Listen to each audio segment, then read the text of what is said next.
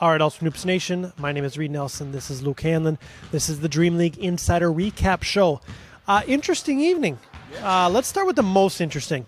The Griffins won. They did. The Griffins started out 14-0. They had a 20-plus point lead. They were losing it at the end, but they ultimately prevail. Couple of takeaways. Ross played his best game of the season. Listen, and I haven't seen the stats yet. So I have no idea what the stats will tell me. I don't care. Ross played his best game of the season.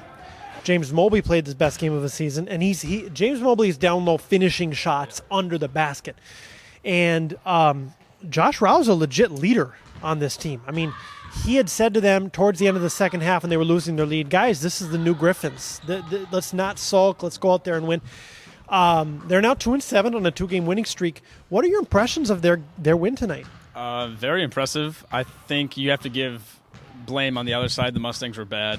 They missed a lot of layups. Their offense was just completely in shambles. Again, Griffins were part of that with defense. Like you said, I think the biggest difference was the way Ross played, because with this new small ball kind of team, he just doesn't seem to fit there, but he showed effort. He was good on defense. You know, he had at least one block that I know of. He crashed the boards on the offensive side and was able to convert a few times. And overall, it was the energy, I think, that Josh brought and the whole team kind of got around. Is, you know, before we've seen them, if they get down a little bit, they just completely kill themselves with that. But this week was completely different. We saw Josh just rally the team around, keep the positive energy the entire game, not just for a few minutes here and there. And it led to their victory. So then I mean this. I legitimately mean what I'm about to say. A Andrew Warbleski for DeJuan Grant trade straight up. That is a good trade for the Griffins. And now that's taking Greg Wells completely out of the equation.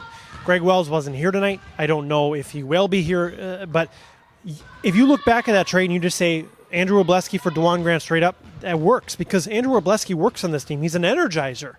And, you know, DeAndre Agee was finishing. I'm trying to think of who else I'm missing. They only had 6 guys here tonight. So, Arthur Frazier played great. They all played great. Now, again, they slipped towards the end of the second half there, but they ultimately hold on for the win. So, absolutely. They play the Yellow Jackets next week in what is a semi-interesting game. That's a playoff.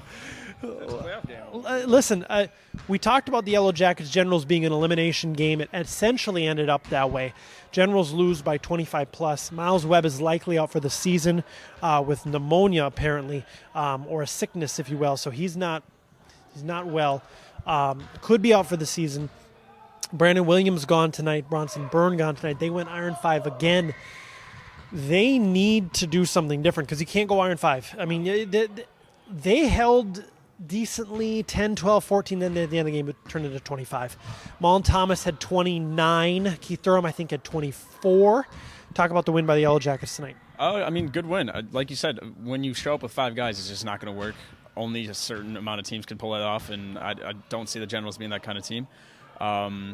Good job by the Yellow Jackets. They put up, 86 points? Somewhere in the 80s? Yeah, I think so. By far the best performance we've seen in their offense. Usually they're around 50 up to maybe low 60s.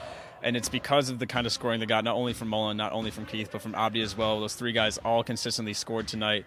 And, they need all 3 of those guys to be factors in games. It wasn't close at all. I thought it was going to be a lot closer. I thought the Generals were going to come out fiery. But when guys don't show up, this is what's going to happen. And you can't just make the excuse now because this is 3 weeks in a row they've had absent, players, and it's a legit problem for them, and they're probably the worst team in the league now.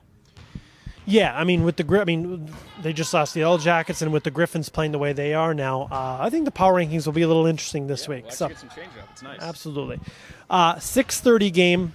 Polars have the lead late. I want to say they're up 4 or 5 with minute and a half to go. The Knights come crawling back. They force a Johnny Ball turnover with about 45 seconds left. Jake Gay with a huge block on Munsell late in the game.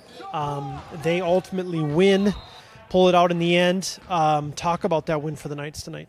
I'm going to say it was more the Polars losing it. The Knights missed 2 free throws late, and the first one, Schwan got his own rebound. No one blocks out a shooter. And then on the second one, Travis completely scrapped all the way in the corner there to try to get the board, and it was out of bounds. The Polars just got lucky. 2 key turnovers late by them. And then, of course, Munsell gets blocked, for their last possession. When you have a 5-point lead with about a minute left, that's usually a sign that you should be, locking the game up. Sounding like their free throw shooting was bad. They just couldn't get to the free throw line because of turning the ball over. There's just no excuse for that.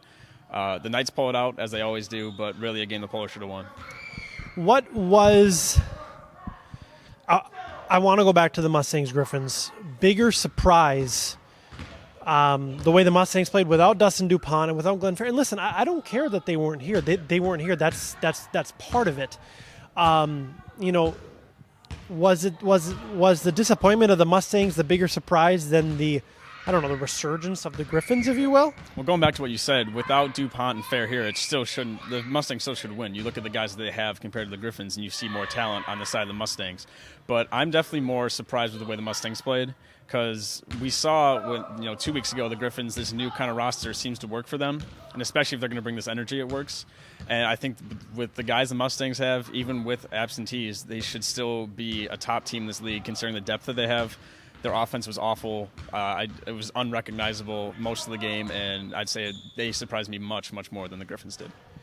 The Griffins were subbing really well as well. They were getting in and out, and it was a job well done by them. So I'm hoping that we can snag a Griffin for the end of this show, but I'm not sure if we're going to be able to grab one.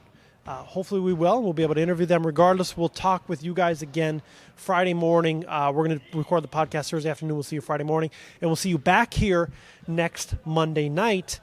Things are getting a little tighter now. Yeah. So we'll see. I mean, Yellow Jackets Griffins, is this another elimination game now?